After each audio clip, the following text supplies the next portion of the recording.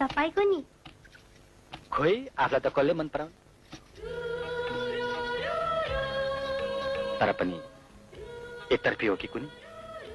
एउटी चाहिँ खुब मन पर्न थालेको छ ऊ चाहिँ कस्ती छ खुब राम्री छ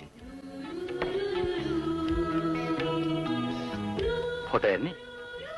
हेर्दिन हेर न कस्तो आँखा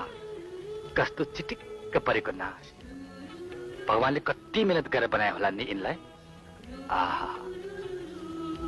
यस्तो केटी त संसारमा छँदै छैनन् ल देखाउनुस् त अरे देखाउनुस् यो त म देखाउँदै ल अरे अरे अहिले मेरो कुरा सुन देखाउनुस् त पहिले मेरो बाउले थाहा पायो भने संसारको सबैभन्दा राम्रो प्लिज मेरो कुरा सुन यार देखाउनुस् अहिले मेरो बाउले थाहा पायो भने म त रुममा झुन्डेर मरे पनि हुन्छ देखाउनुस् न त भनिन्छ आमालाई देखाउनुस्